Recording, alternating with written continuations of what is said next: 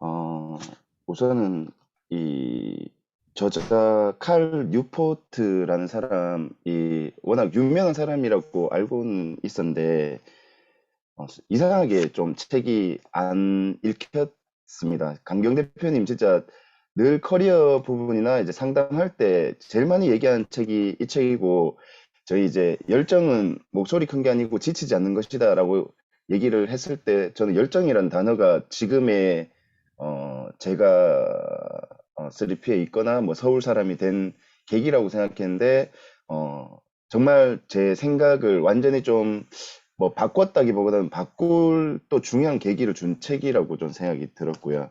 그래서 먼저 우리 양재나비 선생님들한테 어, 그 이 책에서 말한 커리어 자산을 저는 나름 쌓고 있다고 생각하는 게 요걸 조금 한번 해보고 있습니다. 책에 파란색 페이지 넘기고 첫 장에 이제 저는 페이지하고 이런 식으로 키워드를 작성을 해 놓습니다. 이렇게 해 놓으니까 그 중에서도 보면 또 별 표시를 해 놨기 때문에 오늘 내가 뭐 5분이든 10분 주어진 시간 동안 몇 페이지를 얘기할지를 찾고 이제 페이지 표시해 놓을 수도 있지만 이렇게 나만의 목차라고 생각을 하시면 좋을 것 같아요. 그래서 그냥 요거는 이제 페이지 수는 나중에 양재나뱅에도 공유를 하겠습니다. 그냥 페이지만 한번 뭐 잘 체크 한번 해두시면 저도 뭐 이 책 너무 모든 페이지가 중요한 책임에도 불구하고 좀 중요한 페이지 몇 개만 제 관점에서 이래 공유하면 14페이지,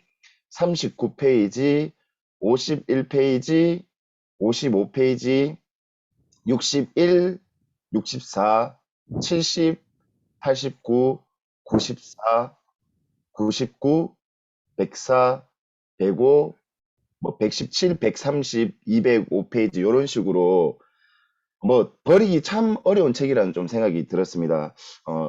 그 중에서 저는 14페이지 한번 같이 봤으면 좋겠는 게, 14페이지. 네, 감사합니다. 14페이지에 위에서 다섯 번째 줄에, 어, 14페이지 위에서 다섯 번째 줄에 그 에필로그, 프롤로그 이런 부분들 읽을 때 저는 특히나 프롤로그 읽을 때 저자의 관점을 좀 보려고 노력하는 게 4P라고 표현하고 싶거든요. 4P, 죄송합니다. 4W. 그러니까 저자가 이 책을 왜 쓰는가, why에 대한 걸 좀 찾으려고 하고요. 그리고 무엇을 가지고 이야기하는지, 그리고 want, 저자가 도대체 우리한테 뭘 기대하는지, 그리고 마지막 네 번째가 way라고 말씀드리고 싶어요. way. 이제 방법 또는 길인데 이 저자가 우리한테 이 책을 어떻게 읽으면 좋은지를 프롤로그 부분에서 잘 표현한다고 생각하거든요. 그래서 다섯 번째 줄에 그건 바로 한 가지 화두 핵심 통찰을 붙들고 끊임없이 탐구하는 것입니다. 라는 표현이 있는데 제가 이제 2013년도에 3P 교육 이런 걸 배우기 시작해서 내년이면 이제 10년 정도가 되는데 어, 생긴 거하고 다르게 저는 이 핵심이란 단어랑 좀 본질이란 단어를 좀 좋아하고요. 그리고 어, 좀 그걸 잘하는 게 아니고 저는 하는 걸 좀 열심히 했다고 생각합니다. 하면서 저는 여기서 이제 끊임없이 탐구라고 하는데 그냥 그 도피라는 단어를 한번 여백에 적어 두시면 좋을 것 같아요. 도피. 이 책에서 저자가 커리어 자산을 샀는데 가장 중요한 키워드를 썼는 게 저는 도피라고 생각하거든요. 이제 도피가 도전과 피드백의 줄임말이라고 생각하시면 좋을 것 같습니다. 그게 바로 99페이지에 나오는 개념이거든요. 99페이지. 네, 99페이지 한번 같이 가보시면 여기서 막 수많은 주인공들이 나오지만 사실 이게 주인공들이 다 영어고 하니까 헷갈린다고 생각하거든요. 그래서 그 느낌, 이 사람 이름보다는 이제 그 느낌이 참 잘 저희가 알았으면 좋겠다 생각하는 게 두 번째 줄에 조던의 연습 방법을 보면 한계에 대한 도전과 피드백이라는 개념이 있고 두 줄 내려가면 빠르게 강도를 계속 올려가고 바로 밑에 줄에 잘못된 음을 치기라도 하면 바로 연주를 멈추고 다시 처음부터 시작합니다. 자기 스스로 즉각적인 피드백을 실천하는 거죠. 네. 그렇게 해서 제일 밑에서 네 번째 줄에 더 힘들게 연습할수록 더 편안하게 연주할 수 있게 되고 그만큼 소리도 내려갑니다. 뭐 그런 내용이 있습니다. 그리고 94페이지 한번 같이 봐주시면 94페이지. 네. 예전 같았으면 이 부분이 별로 안 와닿았을 것 같은데 그 밑에서 7번째 줄인가요? 네. 밑에서 7번째 줄에 죄송합니다. 밑에서 9번째 줄부터 보면 마이크라는 그 주인공이 있는데 마이크는 오히려 현재 직업을 얻기까지의 과정을 얘기하는데 더 열성적이죠. 바로 밑에 자신의 모든 하루 일과를 스프레드시트에 15분 단위로 기록해 놓습니다.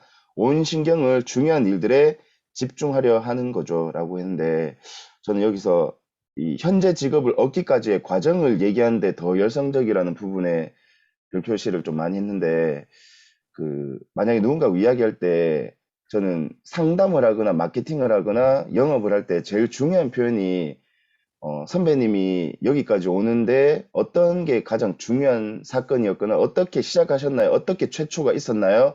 라는 이런 질문을 던지고 거기에 대해서 한 30분, 1시간 정도 듣다 보면 이제 그분이 하고 싶은 제 인생에서 가장 하고 싶은 이야기를 들을 수 있는 중요한 질문이라는 생각이 들었거든요. 그래서 어, 지금 뭐 어떻게 성과를 내고 있고 어떤 책을 읽고 있어요가 아니고 2013년도에 서울에서 올라올 때 그 과정이 좀 어떠셨어요?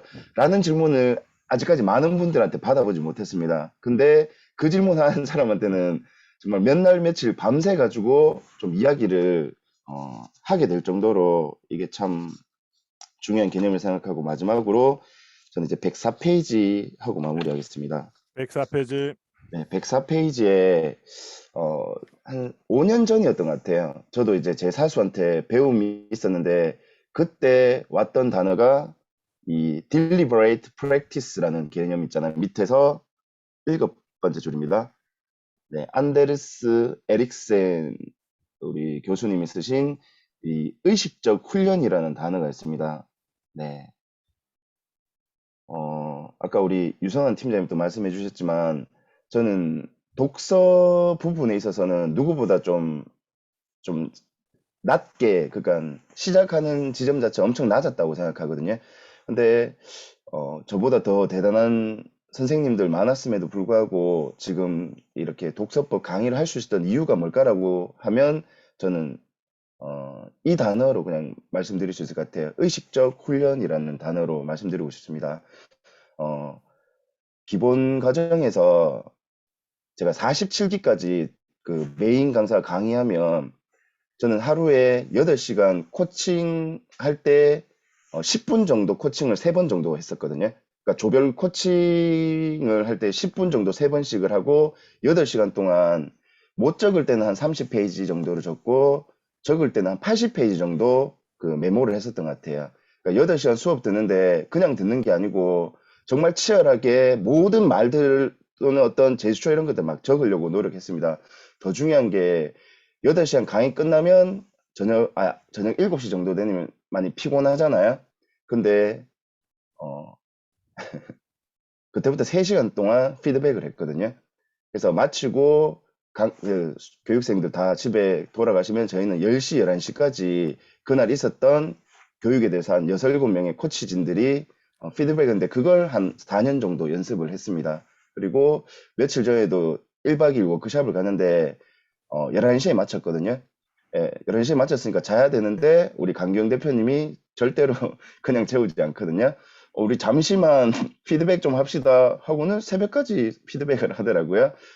그래서 이 즉각적인 피드백 그리고 어떤 바로 성과를 내는 건 아니더라도 거기에 대해서 좀 도전하는 마음. 그래서 우리 양진아비 선배님들이 내년에 키워드로 어, 가져가 보면 좋을 게 바로 이 의식적 훈련이 아닐까. 그래서 내년에 저희가 함께 성장할 수 있도록 좀 더 의식적인 훈련을 할 수 있는 좀 양재나비를 한번 계획해 보도록 하겠습니다. 네, 이상입니다.